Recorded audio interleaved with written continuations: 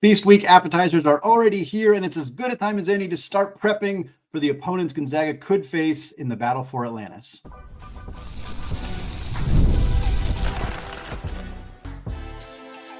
You are Locked On Zags, your daily podcast on the Gonzaga Bulldogs. Part of the Locked On Podcast Network, your team every day. What is going on, y'all? Welcome into the Locked On Zags podcast, part of the Locked On Podcast Network, your team every day. I am your host and longtime Gonzaga podcaster, Andy Patton, here to bring you news and updates on all things Zag athletics. Today's episode of Locked On Zags is brought to you by FanDuel. Folks, place your first $5 bet and you will get started with $150 in bonus bets if you win. Just visit FanDuel.com today to get started. Well, the Zag women got a big win over Rice at home on Thursday evening. We're going to talk about that game and what's coming up next for Lisa Fortier's team. But first, we're going to get you ready with a big-time preview of the battle for Atlantis. The 7 other teams in this tournament, really the 6 other teams outside of Gonzaga and Arizona. We know that's the matchup everybody wants. We're going to talk about Gonzaga's history in the battle for Atlantis, give a preview of the teams on Gonzaga's side of the bracket, and then also a preview of the teams on Arizona's side of the bracket and how things might shake out with some projections. Battle for Atlantis is taking place at the Imperial Arena on Paradise Island. The Zags open up the event with the game against West Virginia, Darian DeVries' team, the Mountaineers, on November 27th. It'll be at 11:30 a.m. Pacific time. The game will be on ESPN or ESPN2. I'm not sure if they've fully announced that, but either way, shouldn't be a struggle to be able to watch that game at least. This is the third time the Zags have appeared in the battle for Atlantis. They were there back in 2015 and again in 2019. They have a 4-2 overall record, although they have yet to win the battle for Atlantis. In 2015, they beat Washington in the first round, and then the second round they lost to Texas A&M, and then played UConn in the third place game and secured a win there, so finished third. And then in 2019, the Zags beat Southern Miss in the first game, and then beat Oregon in a really intense game that went into overtime. Did not have a lot of horses left and ended up getting run out of the gym by Michigan in that championship game. So 4-2 overall, like I said, in their 2 previous appearances. They finished second, they finished third. This is as good a year as any to finish first and win this dang event. I will start talking about the teams that are on Gonzaga's side.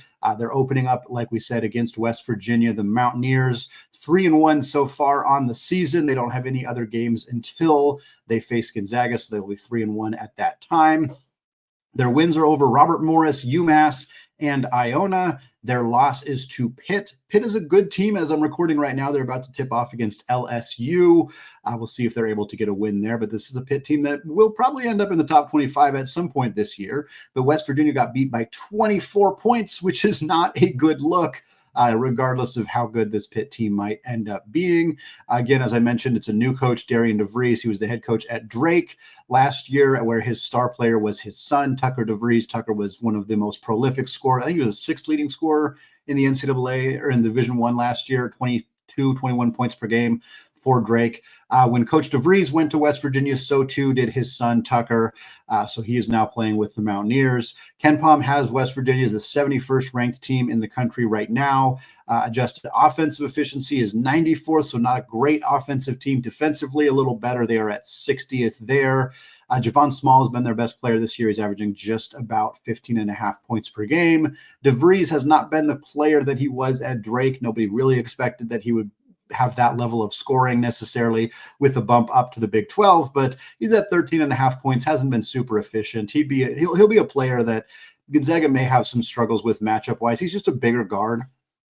Bigger guards tend to give this iteration of Gonzaga some trouble with Nolan Hickman and Ryan Nembhard just not being particularly big, but I think Gonzaga can stick Stromer on him. They can get away with sticking Hickman on him at times, and I think they'll be able to kind of survive that. We'll have a much more detailed preview of West Virginia when we get closer to that game, either Tuesday or Wednesday show. But for right now, just an overall look at them. They're a fairly untested team who lost the only test they've played up to this point, has a new coach, and I think is probably not going to be a huge challenge for Gonzaga in that first game, and probably won't be a big-time contributor or a big-time player in the Big 12 yet. Two other teams facing each other on this side of the bracket are Indiana and Louisville. We'll start with the Hoosiers 4-0 on the year, 2 wins over teams outside the KenPom top 250. That's SIU, Edwardsville, and Eastern Illinois. But they also beat South Carolina, who was a 6th seed last year in the NCAA tournament. They beat them by 16 points, really comfortable win there for the Hoosiers. They also beat UNC Greensboro on Thursday, less comfortable, but still secured the win there. KenPom has the Hoosiers at 37th in the country right now, offensively 51st, defensively just outside the top 25, sitting at 26th. Their star player is Mackenzie Mbako. He's a sophomore. He was a highly regarded freshman who flipped from Duke to Indiana. People thought he's going to be a one-and-done superstar in 1 year at Indiana. He wasn't. He was fine at Indiana last year, but he was inconsistent at times and just was a player who clearly needed some more time. He's been phenomenal this year. Did not have a good game against Greensboro, but has been very, very good outside of that. He's a really good three-point shooter at 6'8", 6'9". He's going to be a matchup problem for Gonzaga. I mean, there's no doubt about it. The key to beating Indiana, if that's who Gonzaga faces in that second game, is going to be finding a way to slow down Mackenzie Mbako, or maybe more realistically, just scoring a whole crap load of points against them so that you can still get that W. But of course, they have a legit rim protector and former Zag, Oumar Ballo, down low. So EK versus Ballo will be a heck of a matchup in that game as well. They also have Kenan Carlisle, a transfer from Stanford, and Miles Rice, a transfer from Washington State. So this is a good team, a team that I think Mike Woodson's kind of on the hot seat because this is as good of a roster as he's had in a while. They spent a whole bunch of money to have this roster. And if they don't make the tournament or if they don't make a decent run, I could see him getting bounced by the Hoosiers. So this is a big season for them. And frankly, if they end up playing Gonzaga, that's a really big game for them as well. But no guarantee they'll be the team facing the Zags. They got to get past a Louisville team that is completely different from what they were in the Kenny Payne era. This is a new team coached by Pat Kelsey, the head coach at Charleston, who won 30 games 2 years in a row with the Cougars. Now coaching this Cardinals team. They brought in an entirely new roster in the transfer portal. I don't think they retained a single player, maybe one player who was on scholarship from last year's team. They're 2-1 on the year. They're playing Winthrop on Friday. So as I'm recording this, that game has not happened yet, but they're given a 90% chance of winning according to KenPom. So they'll probably be 3-1 by the time these games roll around. They blew out Morehead State and Bellarmine. Their loss was a home loss to Tennessee by 22 points. Tennessee came in and just absolutely waxed them. It was very early in the year for a team that did not have any roster continuity. So I don't think that that's necessarily a super fair representation of Louisville. I also think Tennessee is very good. They're one of the better teams in the country. But yeah, this Louisville team's probably not there yet. They're going to be better. They already are clearly better than they were in the Kenny Payne era, but they're not quite there where they want to be just yet. They're 59th at KenPom right now. Offensively, 68th, defensively, 63rd. Kason Pryor is a name to know for this team from South Florida. Started his career at Boise State, 15-7 for him. Terrence Edwards, transfer from James Madison. He's averaging 14.5 points per game. They got some other names. Noah Waterman from BYU is on that roster. Chucky Hepburn from Wisconsin. Corin Johnson from Washington. Lots of names that are somewhat familiar for people who watch around the college basketball landscape, all trying to come together to see if they can get a successful first season for Pat Kelsey at Louisville. My predictions for this, we're staying pretty chalk. I got the Zags over West Virginia. They'll be favored. They're the better team. They should win. And I got Indiana over Louisville. I think that'll be an interesting game.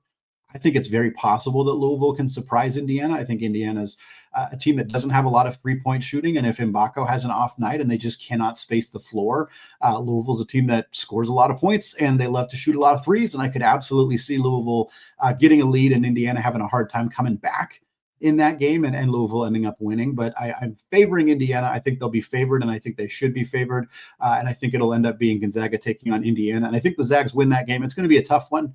That Indiana team's good, and more importantly, they are matchup problems for Gonzaga. They have bigger guards. They have length on the perimeter. They have a rim protector in Oumar Ballo. I think that combination of things could present an issue for the Zags, but they're not a great shooting team, and Gonzaga just looks like an absolute freight train right now. So I would take the Zags over Indiana in that one.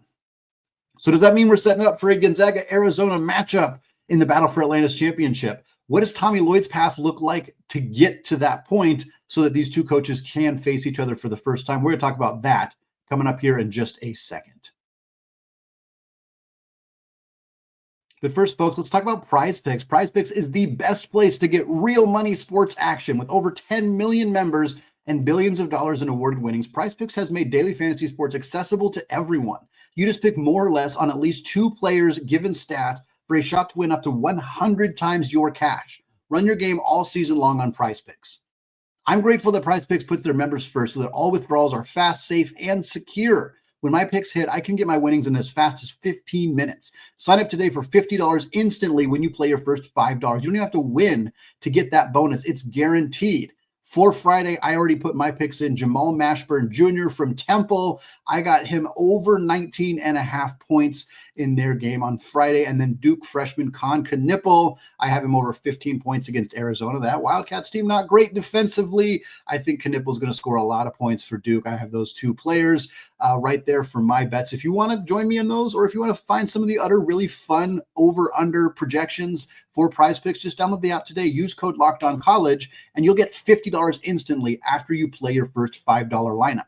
PrizePicks, run your game. All right, folks, segment 2, still Andy Patton, still Locked On Zags podcast, and we're still previewing the battle for Atlantis, Gonzaga's MTE this season. We talked about the first top of the bracket, the side where there is Gonzaga, who will take on West Virginia in their first game, and then they will take on Indiana or Louisville, depending on who wins those games. So Indiana will take on Louisville. We made our projections. Gonzaga over West Virginia, Indiana over Louisville, Gonzaga over Indiana is our projections at this point. So what's going on the other side of the bracket? You got 4 teams. You got Arizona, Tommy Lloyd's Wildcats taking on Davidson, the Fighting Steph Currys from the Atlantic 10 Conference. And then down at the bottom, you have Providence and Oklahoma, a pair of undefeated teams who pretty much have not played anybody up to this point. Those 2 teams will square off against each other. Winner will likely take on Arizona, although we'll get into that a little bit. Let's start with Davidson. They are 3-0 on the season. As I'm recording this, they are about to play a game against VMI, where they are given 94% chance of winning, according to Ken Palm's projection. So they're probably going to be 4-0 by the time they get into that game against Arizona on Wednesday. Their wins over a non-D1 program. They also have a win over Bowling Green and ETSU, East Tennessee State University. Ken Palm has them as the 123rd ranked team in the country. For reference, that's about where UMass Lowell was when Gonzaga played them. Their adjusted offensive efficiency is 99th, but their adjusted defensive efficiency way down at 178th. This team scores a lot of points, 85 points per game. They also give up a lot of points. Defensively, they're a team that gets up and down the floor, that scores a lot, scores in bunches, but again, isn't really doing it on the defensive end. It should make the game against Arizona pretty darn entertaining, as Arizona also gets up and down the floor, scores a lot of points, and doesn't do a lot on the defensive end. This might be a first to 90 situation, although I expect Arizona will win, and I expect Arizona will win fairly comfortably. I'm not super sold on this Davidson team. Bob McKillop was the head coach there for 35 years, something like that. His son, Matt McKillop, took over the program, is in his 3rd year right now. And things have kind of taken a bit of a nosedive since he took over. I feel bad for the program because they're probably going to have to fire their legendary head coach's son, but that's kind of the mess you make when you hire your legendary head coach's son when he doesn't have any head coaching experience. This is the risk that you run. The players to look out for on Davidson: Connor Kuchera, 18 points per game. Reed Bailey, 17.7 points per game. 2 guys at around 18 points per game. Again, scoring's not the issue for Davidson. It's on the other end of the floor. Arizona 2-1 as I record right now. They are playing Duke at home on Friday evening, 7:30 p.m. Pacific time. If you are listening to this before that game tips off and you have a free Friday evening, not a lot of better things you could be doing. That is going to be a fantastic basketball game. Almost said football game. Wouldn't be as good on the football end of things. It's going to be at the McHale Center in Arizona. Return of that home and home series. Arizona went to Duke and won at Cameron Indoor last year. It'll be fun to see if Duke can return the favor. Same way that Gonzaga and San Diego State traded road wins. Maybe Duke and Arizona will do the same. Wildcats have 2 wins this year over Canisius and Old Dominion, both outside the Ken Palm top 300. Their 1 loss is to Wisconsin. That was a true road game. Went out to Madison to play the Badgers, got beat 103-88, gave up 100 points to a Wisconsin team that doesn't typically approach 100 points. There is some legit concern about the defense for Tommy Lloyd and that Wildcats team. Ken Palm still has Arizona 17th in the country, 14th in adjusted offensive efficiency, 31st defensively. So not actually that bad defensively, but again, they've played 1 team that's in the top 300 at Ken Palm, Wisconsin, who they gave up 100 points to, and then their other two opponents are pretty bad. So we'll see how Arizona looks defensively against Duke, and that'll give us a little better sense of what they're going to kind of come into this tournament looking like. Obviously, we know the players to watch for this Arizona team. Caleb Love, in his 33rd year of college basketball, has been a dominant force. He shoots you into games. He shoots you out of games. That's what he does. That's the Caleb Love experience. We talk about it a lot on Locked On College Basketball. For better or worse, you're ride or die with Caleb Love if he's on your roster. They also have Jaden Bradley, who's another very solid guard for them. Trey Townsend, transfer from Oakland. He's been a big piece. Mo Krivas, their big man up front, 7'2" center, going to be a matchup problem for every team that they face in this event. Toby Awaka, transfer from Tennessee, has been very good as well. Lots of great talent on this roster. KJ Lewis, Carter Bryant, young guys who have some upside as well. So we'll see kind of what this looks like. I expect them to get past Davidson, and then they'll face either Providence or Oklahoma. I want to talk about those two teams here again. Both are undefeated at this point in the season. Providence is 5-0 on the year, but their best opponent that they have played, according to Ken Palm, is Green Bay, coached by former radio personality Doug Gottlieb. Green Bay is 242nd at Ken Palm, and that's the best team that Providence has played. Providence is 74th. Themselves at Ken Palm, 132nd in adjusted offensive efficiency, 38th defensively. This team is not good offensively. In fact, while they have played, they're 5-0, like we said, and they have played all teams outside the Ken Palm top 240. They've played some really close games. They've been down at halftime in multiple games. They've had to come back. They have played a bad schedule, and they have not really played very well against any of those teams. To which I would say, I think Providence is a little bit of a fraud. Let's put it that way. They picked up votes in the AP poll. I was stunned. I was like, who in the heck is voting for Providence? Look, I like Providence. I like Coach Kim English. This is not a knock on the program or anything like that, but they have not impressed me at all this year. And I think that their record is boosted pretty heavily by playing a really weak schedule. We'll see if they're able to do some damage here. And frankly, they would shut me up if they were able to beat this Oklahoma team, who has a similar story up to this point in the season. The Sooners are 4-0 on the year. Their best win is against Northwestern State, who is 296th at Ken Palm. So these two teams are a combined 9-0, and they have played one combined team in the top 250 at Ken Palm. That's it. 8 of the 9 teams these two teams have played are some of the worst teams in college basketball. So we just don't really have a good sense of what these teams look like. In fact, Oklahoma's non-conference strength of schedule is 362nd in the country. There are 364 Division I teams. Oklahoma has the 3rd worst non-conference strength of schedule up to this point. Obviously, it will improve. Just as soon as they play Providence, it should improve quite a bit. But neither of these teams have been tested remotely at this point, and neither of them have looked exceptional in their contests up to this point either. Oklahoma's 46th at Ken Palm right now. Their adjusted offensive efficiency is 69th. Their adjusted defensive efficiency is 27th. Jalon Moore is their leading scorer, just under 19 points per game for the senior forward. Jeremiah Fears, freshman guard, the brother of Jeremy Fears, who went to Michigan State. Jeremiah Fears ends up going to Oklahoma, 15.5 points per game for him through the first 4 games of his college basketball career. I took Arizona over Davidson, and I'm going to take Oklahoma over Providence. I made it fairly clear that I am skeptical of Providence and their success so far this season.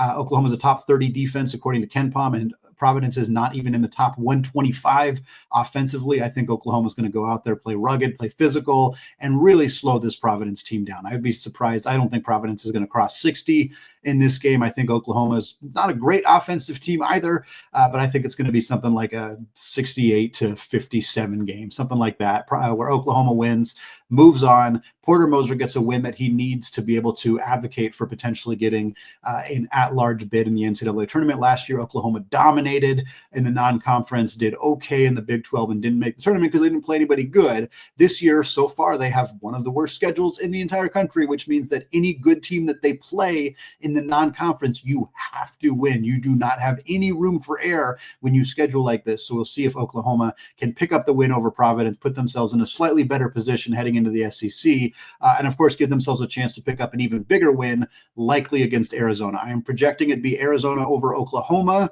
and Arizona going to the championship of the battle for Atlantis. I do think this game will be a little closer than it should, not because I'm super high on Oklahoma, but because I think Arizona is a team that struggles defensively, and I think Oklahoma is going to do enough to potentially make this thing close. But give me Arizona winning that one, beating the Sooners, and advancing to take on the Zags in the championship. Where I have Gonzaga winning it, I think Gonzaga is going to win this one. I think they've been second and third in their past two times being in the battle for Atlantis. I think they win this time. I think they beat Arizona. Mark Few gets the best of Tommy Lloyd in their first matchup against each other. It's going to be a fun basketball game if that's what we get. I cannot wait. The nerves are going to be at an all-time high, but what an incredible treat for all of us during Feast Week. But folks, Yvonne, Ejim, and Claire O'Connor had huge games as Gonzaga moved to 3-2 on the year with a home win over Rice on Thursday. We're going to break that game down and talk about what's next for Lisa Fortier's team, all coming up here in just a second. But first, folks, ZBiotics pre-alcohol probiotic drink is the world's first genetically engineered probiotic. It was invented by PhD scientists to tackle rough mornings after drinking. Here's how it works. When you drink, alcohol gets converted into a toxic byproduct in the gut. It's this byproduct, not dehydration, that's to blame for your rough next day. Pre-alcohol produces an enzyme to break this byproduct down. Just remember to make ZBiotics your first drink of the night, drink responsibly, and you'll feel your best tomorrow. So step 1, drink pre-alcohol. For best results, make pre-alcohol your first drink of the night. Step 2, drink responsibly, pace yourself, hydrate, and get a good night's sleep. Step 3, enjoy tomorrow. Wake up feeling refreshed and ready to take on the day.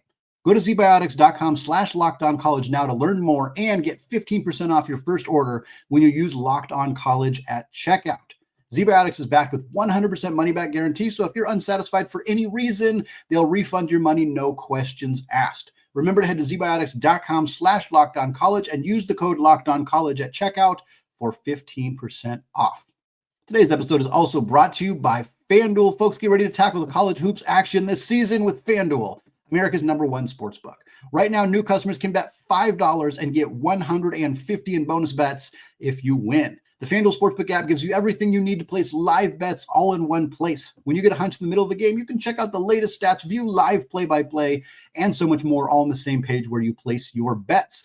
Odds are in favor of Gonzaga winning the battle for Atlantis. They are at plus 135 to take home that trophy. I love those odds personally. They also got Arizona at plus 180 and Indiana at plus 600. But if you're listening to this show, you're thinking about putting some money down on the Zags. I am with you on that 100%. If you want to join, just visit FanDuel.com to join today. As a reminder, you will get started with $150 in bonus bets if you win your first $5 bet. That's FanDuel.com, America's #1 sportsbook.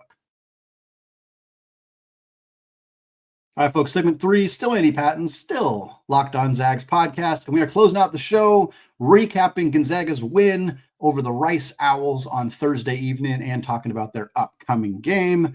The Lady Zags beat Rice 72-69 at the Kennel on Thursday. The Zags went in the fourth quarter down by 2 points to a Rice team that is deep, that is experienced, that made the NCAA tournament last year and retained a lot of their talent. And yet, Yvonne, Ejim, Claire O'Connor, and this women's basketball team outscored the Owls by 5 in the fourth quarter, 22-17, to secure a victory here. 3-2 now on the season with wins over Montana, Wyoming, and Rice. Their losses coming, of course, to a pair of ACC powerhouses in Stanford and Cal. So 3-2 on the year, back up over 500 for Lisa Fortier's team. This young team is starting to find their groove. This is the kind of momentum swinging win that I think could really help this team going into Feast Week, going into the rest of the non-conference slate, and then, of course, getting into conference play in a little over a month from now. The good things we saw from this team, Yvonne Ejim, she looked like the All-American candidate that she is. 22 points, 11 rebounds, 2 assists in this one. She was 9 of 16 from the field, made all 4 of her free throws, had some offensive rebounds, some putbacks, some jump shots towards the end of this game that really got this team going. They needed everything that they got from her, and Rice just did not have an answer. You could tell they had plans. They knew what they wanted to do to stop Yvonne, and they just could not get it done. That has been a story for many teams over the last couple of years that have faced Gonzaga. The big story for this team, though, is not Yvonne putting up a double-double, because she does that with a lot of regularity. It is the story as Claire O'Connor sophomore guard who played very little as a freshman last year, but has stepped into a bigger role for this team this year, in particular with injuries to Esther Little, with injuries to Taylor Dalton, the transfer from St. Mary's, who's expected to be a starting player for this team in the guard position. They've had some depth issues, and Claire O'Connor steps up, and when they need her most, 19 points, 10 rebounds, 2 assists. She was 7 of 13 from the field. She was 4 of 7 from 3. They really needed that outside shooting in this one. The 19 points is a career high. Previously was 7. The 10 rebounds is a career high. Previously was 4. This was far, far and away the best game of O'Connor's young career in Spokane. And again, on a day where they needed a comeback in the fourth quarter to win at home against a good Rice team, this was really critical for her to deliver in the way that she did. The Zags were 10 of 28 from 3, 35%. It's not elite, but it is good enough. 10 made threes is usually going to win you basketball games. Like we said, O'Connor was 4 of 7. She had a big part in that. Allie Turner, freshman from St. Louis, who has been a revelation in the early going for Lisa Fortier's team. She was 3 of 7 from 3. Some of the other front court players, not so good. Maud Hybens and Yvonne Ejim combined 1 of 6 from 3. Inez Betancourt, the UConn transfer guard, was 1 of 4. So we had a few not so great shooting performances, but O'Connor and Turner in particular really helped lead Gonzaga to ensure a victory here against Rice. The not so good things, again, when you have multiple starting guards like Dalton and Esther Little on the bench, you're going to see some issues with your backcourt. And for the Zags, 14 assists in this game, but 13 turnovers. Just not a very clean game. Again, Rice only had 6 turnovers. Gonzaga had 13. So it's a pretty good that they were able to win this game despite having twice as many turnovers as their opponent. Betancourt and Turner each had 4 turnovers in this one. Rice had 6 steals, which means there was 7 non-steal turnovers for the Zags. That's just too many unforced errors. It's a team that hasn't played a lot of minutes together just because even this season, they're in their 5th game, sure, but they have had injuries to Little and injuries to other players. So they're just not as comfortable playing with each other. You can see that with some mistakes being made. Rice, again, 6 steals for them, only 6 turnovers. But the main other issue for Gonzaga in this one, 10 of 16 from the free throw line, 62.5%. That's not going to get it done. It was enough for them to get it done in this one. Again, Yvonne was 4 of 4. That was monstrously helpful for this team. But the rest of the team, 6 of 12, 50%. From the line. You got to clean that up. That's going to be a problem going forward this year. Got to fix that. The bench only had 8 points for the Zags as well. 3 of 9 shooting, 1 of 4 from 3. That's just because they're not healthy. They don't have depth right now in that backcourt outside of the players starting, basically the 3 bench players. Vera Gunaden is a transfer from a junior college. She's kind of the only guard coming off the bench. McKinley Dowland, the transfer from Minnesota, is more of a forward. Cristabella Sorobo is also a forward. So they're just really short on depth right now. Need some players to get healthy for them to really kind of hit that potential for this team going forward. Well, what's next for the Zags? They take on New Mexico at the Pit, one of the toughest places to play in college basketball. That game is on November 24th, so it'll be on Sunday, noon Pacific time for the Zags. The Lobos are 3-2 on the year. They got wins over Morehead State, a non-D1 team in Western New Mexico, and then South Carolina State. Their losses are to Northern Arizona in the first game of the year, and then they lost at Texas Tech. Destiny Hooks, 16.5 points per game. Vianne Cumber, 14.5 points per game. Those are the players to keep an eye on for the Lobos. We'll see if a likely still shorthanded Gonzaga team, have not heard any updates on any of the players who are hurt as of right now. I will see if they can go get a road win over a quality Mountain West team in New Mexico. That would be a huge turning point for the Zags this season if this week can result in wins over Rice and New Mexico while the team is still a little banged up. It's going to do it for me today. Thanks so much, folks, for listening to the Locked On Zags podcast.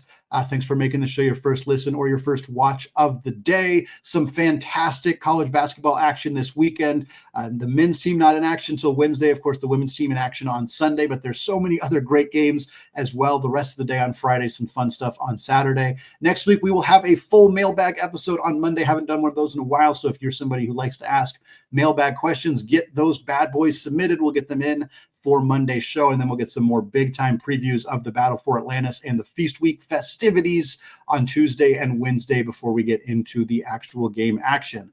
Thanks again, folks. Have a fantastic weekend, and as always, go Zags.